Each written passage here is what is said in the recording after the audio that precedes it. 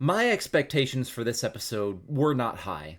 I didn't get spoiled on it necessarily, but the one thing that I was constantly told as I was waiting for the episode to come out to the public was that this episode was worse than episodes 15 and 16, and that I really wasn't going to like the ending. So I had a few ideas of what I needed to look forward to.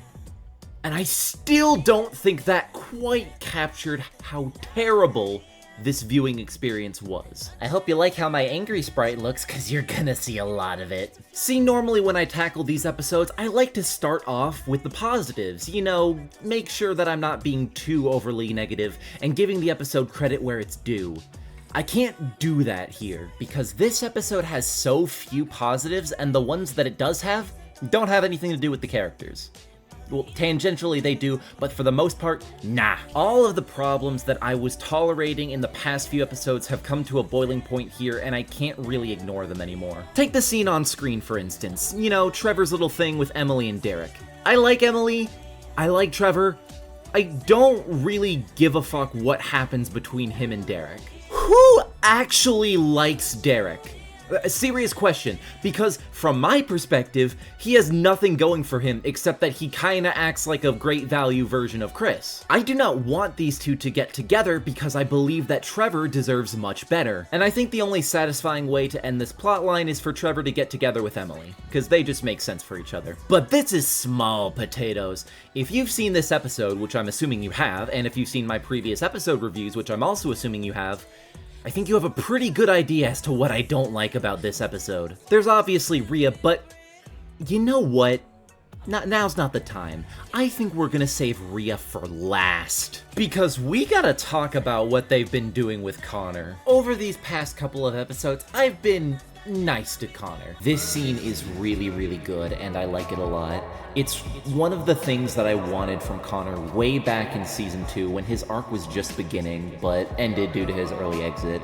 First and foremost, I feel it's only fair to give Connor his due respects because I still think he's incredibly solid. But the one with Connor I actually do kinda like. It's not high art, and it's not nearly as good as the Connor and Jake scene in episode 14, but you know what, I like it okay, and at least there's no Riya to ruin the vibe. If there's anything you should take away from those clips, it should be that Hollywood Sunset is so amazing, oh my god, listen to it please. I have no idea how my episode 15 video has more views than this, so please go listen to Hollywood Sunset, like right after this video, it's so good, I promise you will not regret it. You know what I do regret? Not noticing all the red flags with Connor. Connor is a character that I really enjoyed in Season 2 and enjoyed in the earlier parts of Season 3. I mean, from episodes like 11 to 13, he was great, I loved him, he was awesome, and I was just really glad to have him back. But then slowly, I started to like him less and less. He went from really good to really solid to pretty good to this episode where he's not that great. And it's because of this that I've had to grapple with the realization that Connor has turned into a writer's pet. The term writer's pet has a lot of definitions, but this is the one that I personally abide by. A writer's pet is a character who receives heavy favoritism from the creator, to the point where it lowers the quality of the source material and the story being told. Some examples of writer's pets in recent memory might include Meggie from SMG4, Jeffy from SML, Loser from BFB, and hell, probably all of as well. Suitcase in Inanimate Insanity Season 2, these characters from Total Drama Next Generation who have the most punchable faces, and most relevant to this community is Mike and Zoe in Total Drama All-Stars. These characters were all favorites of their respective writers, and as such, they got a lot of content. But in the process, these characters got overexposed, which made them a lot worse, and that's what I think happened with Connor. This scene with the letters is an example of that. It's minor, but just the way that Connor keeps getting talked up in this scene, both by Kenneth, who isn't there, and Jake, who is a little strange considering some of the things that happen later in the episode. And I even like this scene, so that's saying something. Take this scene, for example, what I personally believe to be one of the worst scenes in the entirety of Disventure Camp, topped only by one that happens later in the episode. Connor gets to have a heroic moment where he dashes back, puts himself at last, and selflessly saves Riya despite everything that says he shouldn't. He saves Riya, Jake talks about how cool a guy he is, and then this shit happens. Sorry about this.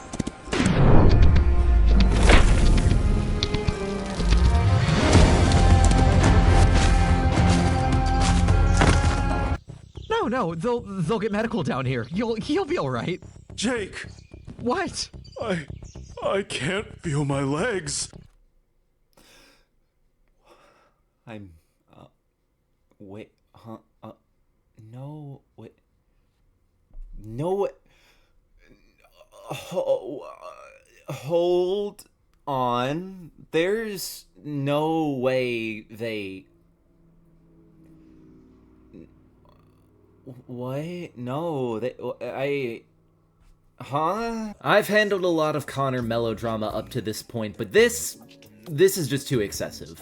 This is not an isolated incident anymore. This is a pattern. And I feel like everything that they're giving Connor is starting to pile up and it's starting to overshadow most everyone else. You ever think about how once Connor returned, all those other plot lines that were going on around the same time just sort of stopped? Remember when Gabby and Tom had stuff going on? Well, Gabby had stuff going on. Tom was associated with people who had stuff going on, but that was still something, I guess. It feels like once Connor got back, most of that kind of just got thrown to the side as Tom was quickly eliminated and Gabby's stuff was rushed through. At the time, I didn't give it much thought because I hate Gabby and Tom in All-Stars, but now that I think about it, something's not quite right. These two just didn't get to finish their arcs. And while Connor being thrust into main character status probably isn't the only reason that this happened, I'd be lying if I said I didn't think it was a big reason as to why. I think Connor is very capable of being a main character, just not like this. Not the way this is being handled right now. And this isn't just my opinion. A lot of people brought this up way earlier than I have. I just didn't have a problem with it until episode 17. So here's hoping they dial him back a little bit, but at this point I honestly doubt it. Moving on. Okay, Jake and Allie don't matter this episode, so let's talk about Grett. After the fiasco that was episode 16, Grett was like most people's winner pick just by default because everyone else had gotten so bad. I thought she was a lot considering that Connor was a returnee and probably was gonna go out this episode or the next, and they weren't gonna put Riya in the finale. That would be stupid. And given that her opponents in that hypothetical finale would be Jake and Allie, who I know a lot of people have issues with, I can see why a lot of people were pulling for a Grett win. I was warming up to the idea of her winning, but I wasn't really sold on it being this amazing thing that some people were hyping it up as. It was less that I wanted her to win and more that I wanted the other four to not win at this point, if that makes sense. She's one of the better characters in this season for sure, but even I can admit that she has a lot of flaws. The pacing of her storyline is utterly fucked. It's way too backloaded, and it makes the first part of the season feel like she's just dicking around doing nothing. But in these last few episodes, she did definitely pick up, and it was really nice to see. All things considered, she has a winner's arc.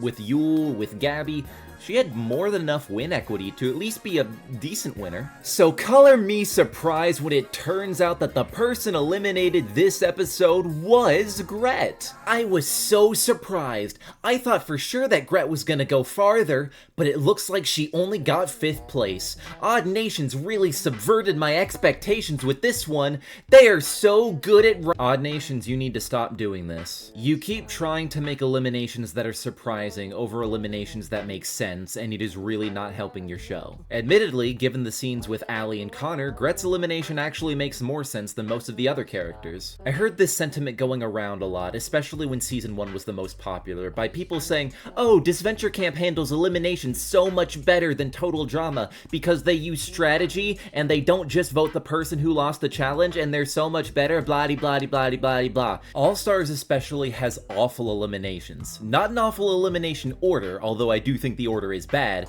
but the eliminations themselves are handled terribly. I've been making these episode reviews since episode 12, and if you've been following me, you might know that I've only had good things to say about Yule's elimination and none of the others. I really hope that when eliminations happen in the future seasons, they're gonna focus less on being dramatic and iconic and surprising, and instead just focus on being narratively satisfying. Now, with that out of the way, that leaves us with one more person to talk about. Riya is also a writer's pet because I think the writers of the show think she is much more complex and much more likable than she actually is. This is a tweet by Jared Madrigal, co-creator of Disventure Camp, and in this tweet he says, quote, Riya is one of our most complex characters. It may be difficult to get for some, but you're not supposed to take everything the character says as the truth. The contradictions between her actions and thoughts don't make her inconsistent, they make her more nuanced and human. Now don't get me wrong, I respect Jared a lot, but I can't agree with what he's saying. Now let me shit talk Riya again, as though I wasn't already beating a dead horse. Taking into account Riya's portrayal in this episode and Jared's tweet, we can get a good idea as to how Riya is meant to be presented. Riya is meant to be a character who's driven by how the public perceives her, so she puts on a facade, quote unquote, of being an evil person so that she can get more fame, but in actuality, she's a nicer person and values the people around her. On paper, a strong character concept, but in execution, it fails for 3 reasons. The first goes back to Jared's tweet. If there's supposed to be this dichotomy between how Riya acts and how she actually thinks, then there's a problem, because I'm pretty sure that no one who watches Disventure Camp can read minds. We rarely, if ever, get to see what Riya's real thoughts are. And if you're gonna say that they were kept secret because they'd be caught on camera in the universe of the show, then there are a lot of workarounds for that. Every scene that we see in an episode of Disventure Camp does not have to be within the in-universe show called Disventure Camp. Total Drama has a lot of fantastical sequences and art style changes that obviously can't be in the in-universe show,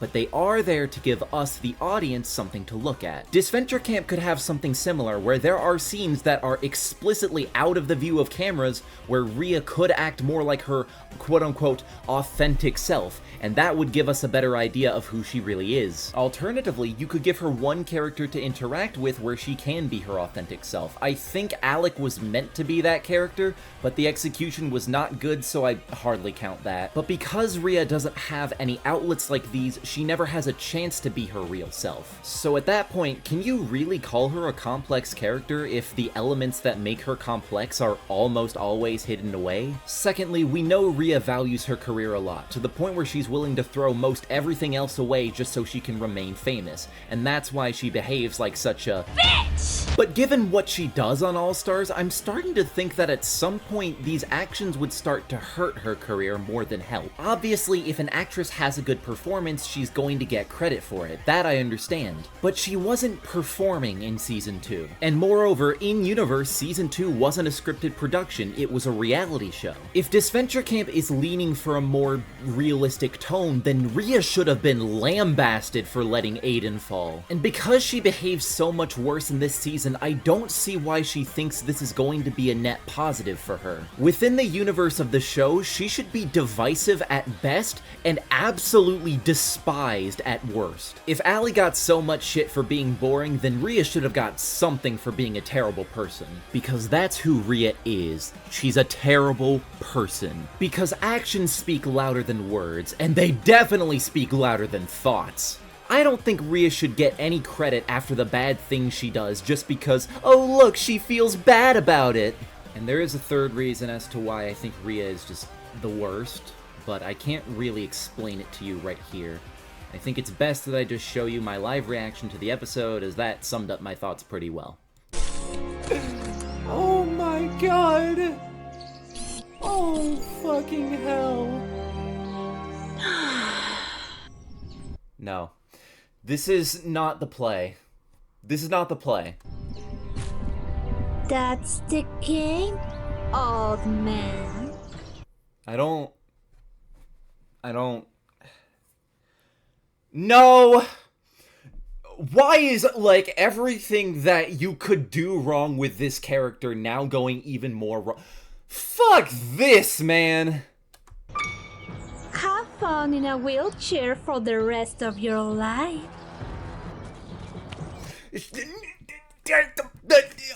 No! No, you can't! Fuck this shit! No! I just, like, I'm not even making any valid commentary. I'm just, like, in disbelief. Because, fuck that shit! What makes you think, in that stupid little head of yours, that anything you just said is gonna make you popular? You're gonna get canceled for this. I'm gonna cancel you for this. I don't know about the in-universe audience, but I'm canceling you for this. Fuck's sake. This is trash. This is awful. I didn't think this character could get much worse. But now here we are. I am irate. I am irate right now. This is awful. I don't like to, say, I don't want to do a Mr. Enter, or, what he used to do and call out the writers of the show, because that's immature. But, guys, what was this? What is the, I don't get it. I don't get it. I don't get anything you tried to do with this character. Riya has failed.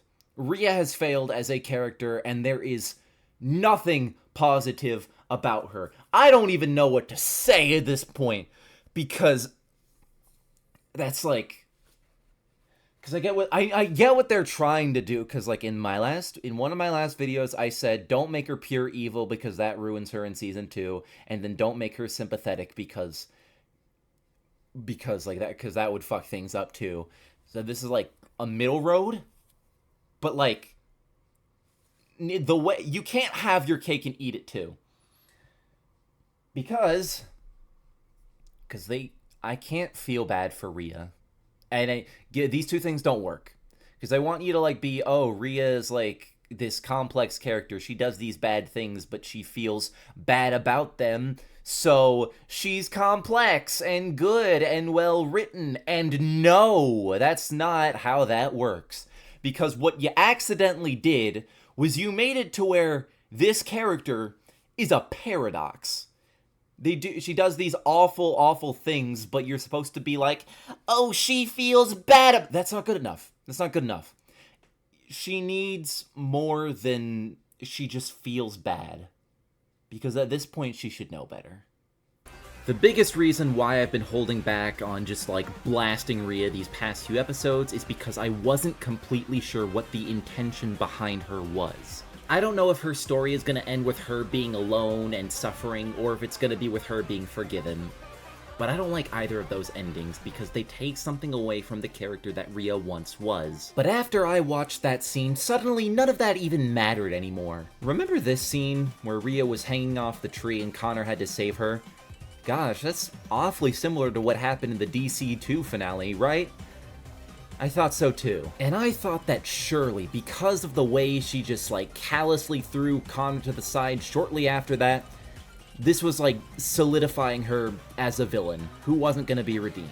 So then why make her say this and then react like this when no one's looking? The version of Riya that they are trying to portray should not say anything like this. But Yule would. Yule and Fiore, the two characters who are explicitly stated to be nothing but pure evil characters, with their only redeeming qualities being that they are entertaining and good at strategy. And Riya doesn't even have that. You know, it's really ironic that her horse is named Bojack, because Riya is a Bojack-like character done really, really poorly. I cannot understate how incredible of a character Bojack Horseman is. Across 6 seasons, he has done some truly heinous shit. Sometimes intentional, sometimes accidental, but almost always someone else gets hurt. And despite the fact that he's done objectively worse things than Riya, I have a far, far easier time sympathizing with Bojack because he tries. He tries to be a good person despite everything around him. And most of the time, he fails, miserably. But the fact that he's trying and the fact that he's hurting so hard makes you want to believe he can become better. And if you think this is an unfair comparison, I would be inclined to agree with you if I didn't think the pair of Riya and Bojack the horse wasn't intentional. And I do believe it is. I don't want to see Riya improve, I don't want to see her get worse, I just want to see her gone. Because she's not the well-rounded, interesting character that the writers think she is. She's just painfully inconsistent. And she, along with everything else that I've mentioned, is why this episode is the breaking point. Season 2 had James and some absurd moments. Total Drama All-Stars had Scott and some funny challenges. What does this have? Well, if you'll remember at the start of the video, I did say that this episode had a few positives. 5 to be in fact. But I don't want this video to end on a dour note. So allow me to give a shout out to the MVPs of this episode. Horses!